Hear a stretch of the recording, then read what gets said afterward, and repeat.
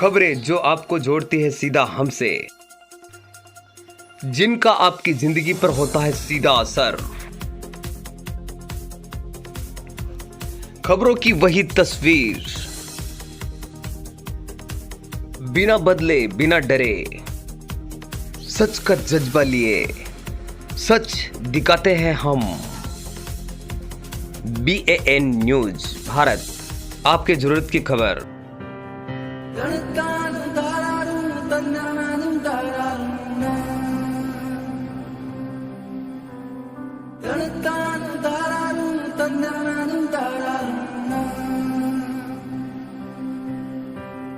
बंदिया रे बंदिया, बंदिया रे बंदिया, राह पे चल बंदिया। बंदिया रे बंदिया, बंदिया रे बंदिया, राह पे चल बंदिया।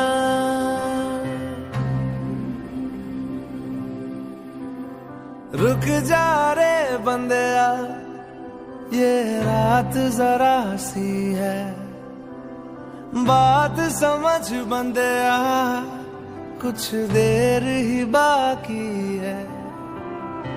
रख यकीन आँखों से बादल, आज हट जाएगा।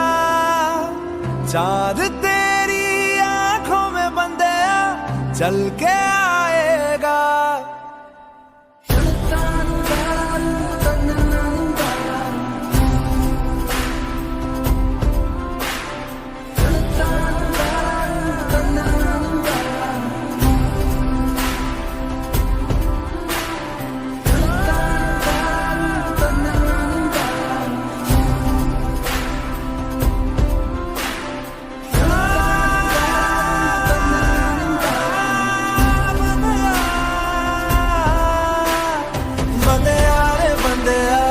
इस जीत के लिए आपने कितना प्रयास किया और आपकी क्या एक्टिविटीज रही, इसके बारे में हमारे दर्शकों को कुछ बताइए, जानकारी। सर हम 3 बजे यहाँ ग्राउंड पे आ जाते थे, पहले 6 बजे तक हमारी प्रैक्टिस होती थी।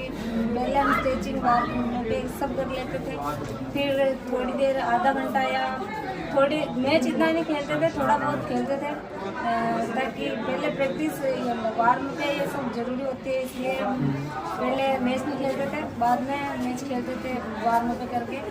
और फिर सब 3 घंटे का इनका ड्रिल होता था।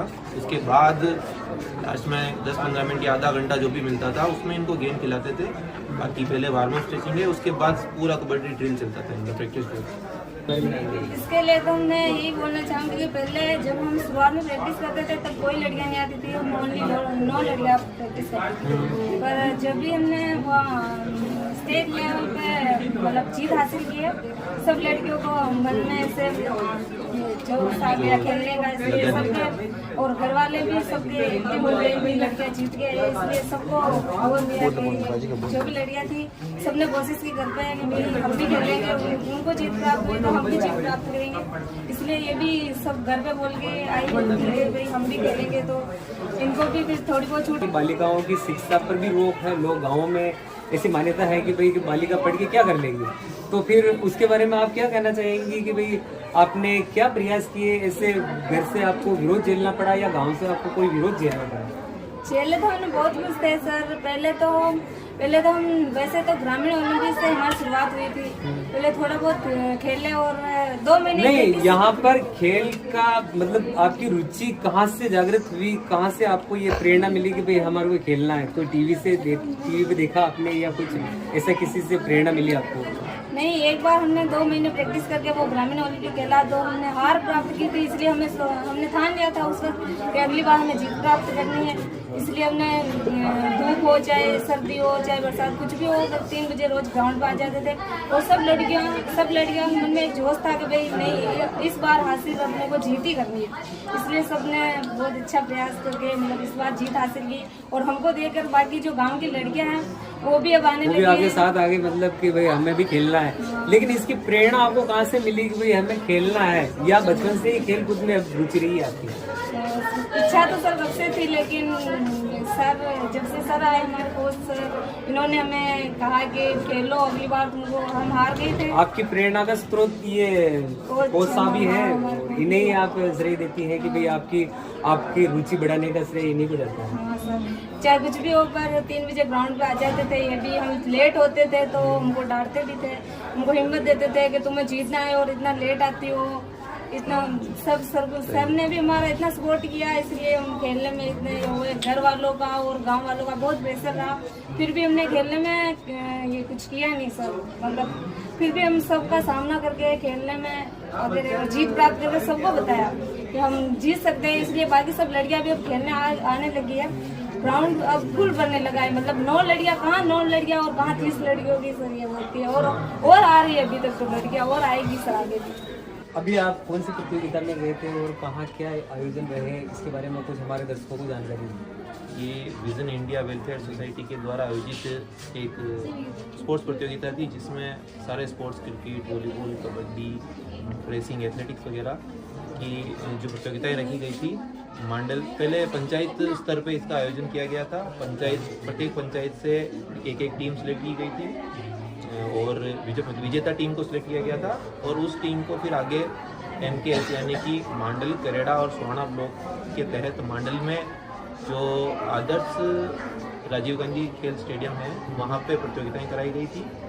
उसमें हमारी team kabaddi team, girls kabaddi team ने विजय हासिल करी, जिसमें 70 पंचायतों की टीमें थी, उसमें प्रथम स्थान प्राप्त करा गर्ल्स और बॉयज़ के। कितनी बालिकाओं ने हिस्सा लिया था इस प्रतियोगिता में? अपनी टीम में 10 बालिकाएं थी और वैसे 70 टीमें थी, 70 पंचायतों की टीमें थी। उस हिसाब से आप 12-12 लोगों की लड़ी है टीम। मैं एज ए कोच इस टीम के साथ हूँ। पिछले 1.5 साल से मैं इस टीम की प्रैक्टिस करवा रहा हूँ और लड़कियाँ मेहनत करती है।